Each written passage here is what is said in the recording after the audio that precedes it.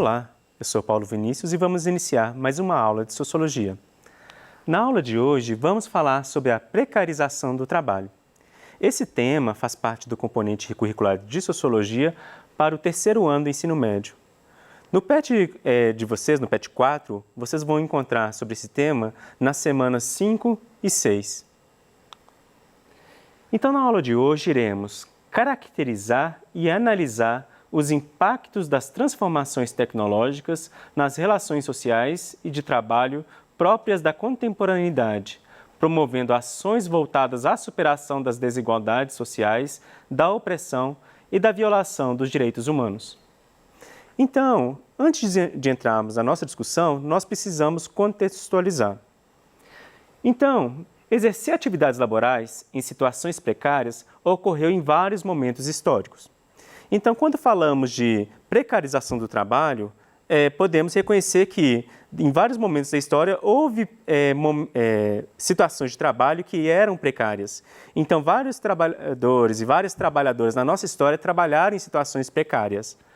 Porém, falar sobre a precarização do trabalho se trata de pensar no nosso atual contexto das relações trabalhistas, nas quais muitas trabalhadoras e trabalhadores vêm perdendo direitos.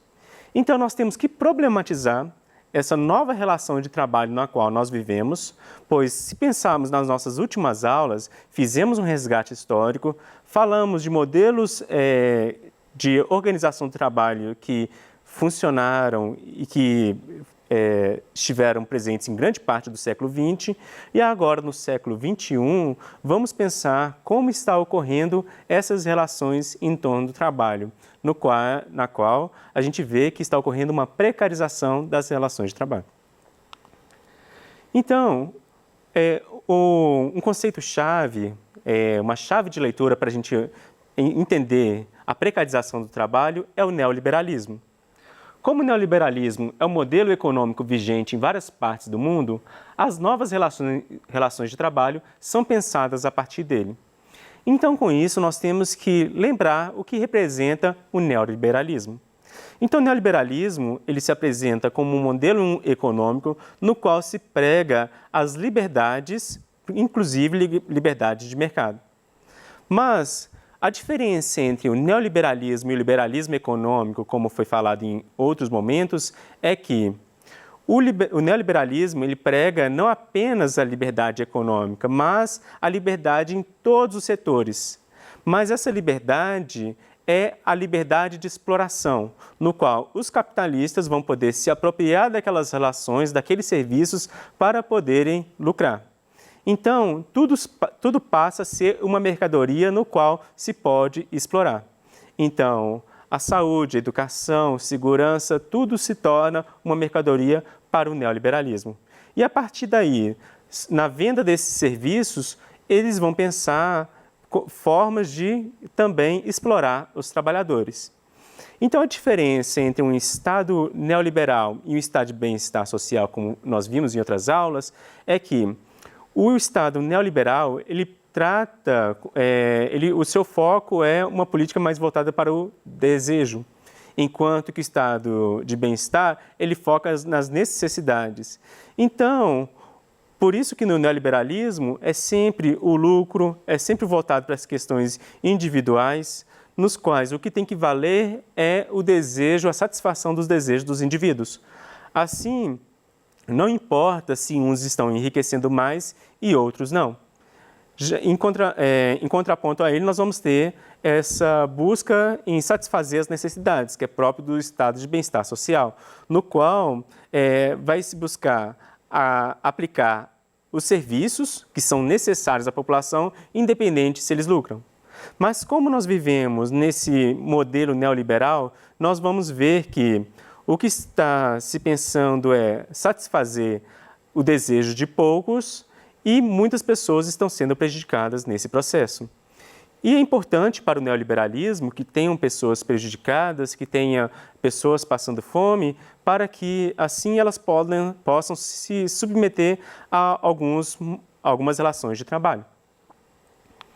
Então, o neoliberalismo ele prega a livre contratação. Para o neoliberalismo, a livre contratação é garantia de maior eficiência e produtividade. Então, o modelo neoliberal, ele sempre vai usar como propaganda a sua eficiência. Ele vai se apresentar como algo diferente. Então, ele vai, para agradar a população, ele vai se colocar como um modelo eficiente e que faz as coisas funcionarem. Mas nós temos que ter um olhar crítico para esse modelo, que se apresenta como uma novidade, e ver que não é bem assim. Então, na realidade, a livre contratação é causa de discriminação, ficando excluídos os menos capacitados e os mais críticos. Então, a livre contratação, quando ela é implementada, ela acaba com os direitos trabalhistas.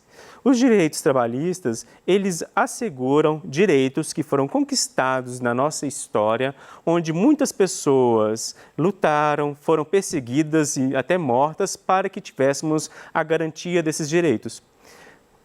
Porém, o modelo neoliberal, ele vem e aplica como se fosse algo novo, como se fosse uma coisa boa e que essa ideologia na qual ele prega vai melhorar a situação dos trabalhadores. Porém, essa livre contratação vai permitir que os empresários e grandes donos de empresas, os donos do capital, ou seja, aqueles que buscam sempre o lucro, eles vão criar condições para que os trabalhadores e as trabalhadoras sejam cada vez mais explorados. Então, o neoliberalismo, ele é um modelo que gera um custo social. Então, nós vamos ver um aumento do desemprego. Então, a gente tem que ver por que o neoliberalismo, já que ele prega uma eficiência, ele também provoca o desemprego. Então, para pensar isso, nós vamos voltar à nossa última aula, onde nós pensamos as relações de trabalho a partir da perspectiva sociológica. Então, nós vamos usar um teórico daquela aula, que foi o Karl Marx, onde ele apresenta um conceito muito importante para entender o desemprego, que é o exército de reserva. O exército de reserva são as pessoas que estão desempregadas, ou seja, são aquelas pessoas que estão aptas para o trabalho, ou seja, aquelas que estão em idade ativa para trabalharem, ou seja, a partir dos 18 anos, mas que não estão exercendo atividades produtivas no mercado de trabalho. Então, a gente tem que entender a partir desse conceito aqui, reserva. Pois, para o capitalismo, é importante ter muitas pessoas desempregadas. É importante ter pessoas consumindo, mas também é importante ter pessoas desempregadas. Pois, tendo muitas pessoas desempregadas, elas podem se submeter a situações precárias de trabalho. Então, é por meio de um contexto no qual há um grande número de pessoas desempregadas que é possível aplicar, por exemplo, reformas trabalhistas, programas ou leis de terceirização, no qual se flexibiliza algumas relações de trabalho, prejudicando os trabalhadores, mas que eles se submetem, pois o desemprego está alto. Então, a gente vê que essa ideia de ter um exército de reserva alto já foi pensado por Karl Marx já no século XVIII, ou seja, há muito tempo. E que isso continua até hoje quando a gente fala sobre o capitalismo. E isso se acentua ainda mais no neoliberalismo porque ele não está preocupado com as pessoas que consomem. Porque na sua busca do lucro a qualquer custo, ele não se incomoda que também precisa de pessoas consumindo. Então, nós vamos ter no liberalismo econômico uma ideia de que é preciso pessoas consumindo para gerar consumo, mas o neoliberalismo ele trabalha a curto prazo, ele quer enriquecer poucos em pouco tempo. Então, outro ponto que precisamos entender é a diminuição do salário real. Então, nós vemos que Com o desemprego em alta, nós temos várias pessoas com a necessidade de suprir suas necessidades, ou seja, manter a família, se alimentar. E vemos que, para o modelo neoliberal que não está preocupado com isso, há também uma diminuição do salário real. Então, nós percebemos isso no nosso contexto. Nós estamos vendo um índice alto de pessoas desempregadas, que se agravou mais ainda com a pandemia e que, na sua busca de satisfazer as suas necessidades, principalmente alimentares, nós vemos que elas estão passando mais dificuldades, pois além de enfrentar o desemprego, o dinheiro que recebem também não dá conta de satisfazer as suas necessidades. Então, o neoliberalismo ele não está preocupado com o mercado interno. Então, a sua lógica de ação vai pensar sempre na moeda que está mais valorizada.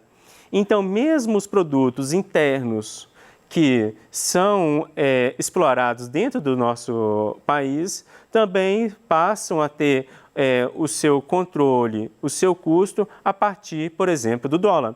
Então, nós vamos ter produtos taxados e cotados em dólar, porque está pensando em grandes empresários que vão exportar esses produtos para o mercado externo. E não está preocupado em abastecer o mercado interno para satisfazer as necessidades da população. Então, a gente vê a diminuição do salário real. Então, a gente vê aqui literalmente porque o nosso dinheiro se chama real. Então, a gente vê que o que as pessoas vão gastar nas suas compras mensais, cada vez vai ser mais, ou se elas têm pouco dinheiro, vai comprar menos produtos. E por consequência, dentro dessa lógica neoliberal, nós vamos ter a deterioração dos serviços básicos, pois começam a se criar alternativas para falar que vai fazer a economia crescer novamente, então começam a criar teto de gastos para saúde e educação, começam a aplicar regime de controle fiscal. Então, com isso, com a propaganda de que agora as coisas vão funcionar e tudo vai melhorar e a população aceita, sendo que ela vai ficar prejudicada, pois o neoliberalismo não está preocupado em atender grande parcela da população. E com isso a gente vai ver o impacto no trabalho. E atualmente a gente vê como exemplo dessa dinâmica de precarização do trabalho um conceito que está sendo chamado de uberização, pois vários trabalhadores em situação precária estão recorrendo a serviços por meio de aplicativos. E aqui tem um exemplo que fala que ele aluga a bicicleta para trabalhar, ou seja, ele não é dono do seu instrumento de trabalho, ele não é empregado da empresa de entrega, pois ele não estabeleceu um vínculo empregatício quando ele contratou ao prestar serviços para a empresa do aplicativo. Ele não é empregado de quem encomenda, ou seja, ele não tem vínculo com o cliente. Ele não é empregado do restaurante quando ele presta serviços de entrega de comida. Ele não tem férias, pois se ele recebe de acordo com o que ele entrega, então ele precisa estar sempre trabalhando, porque ele não tem direito a férias. Ele não folga no fim de semana, no mesmo sentido de que ele precisa cuidar da sua família. Ele não tem plano de saúde, pois não tem direitos trabalhistas. E ele não vai se aposentar, pois não existe nenhuma legislação que rege seus direitos. Então, a gente vê que nesse sistema de precarização do trabalho, que cresce cada vez mais com o neoliberalismo, a gente vê as pessoas recorrendo a serviços onde ela presta serviços por meio de aplicativos. E com isso vai se intensificar com a terceirização, onde os trabalhadores não têm vínculo direto com uma empresa, mas eles vão prestar serviços por intermédio de outra. Então, se antes eles tinham um salário até alto, agora há uma mediação entre o contrato dele com o empregador final, e o que ele receberia antes vai ser menos, porque tem uma empresa que também vai ganhar em cima dele. Então, a gente vê que com a terceirização, ele não tem mais um vínculo com o lugar que ele está trabalhando, pois ele está em um regime de contrato que é temporário. Então, isso intensifica que ele não é alguém que tem direitos. Nesse sentido, como foi falado antes, que as reformas trabalhistas elas surgem nesse contexto de falar que nós temos vários desempregados que precisamos propor soluções. A reforma trabalhista de 2017, que foi aplicada no Brasil, ela tem vários impactos. Ela atinge a população brasileira, os trabalhadores, todos os dias. Quando ela se propôs modernizar e reformar as relações de trabalho, muitas pessoas entenderam que seria algo bom, que seria para melhor. Mas essa melhoria ela foi apenas para aqueles que iriam contratar, para os donos do capital.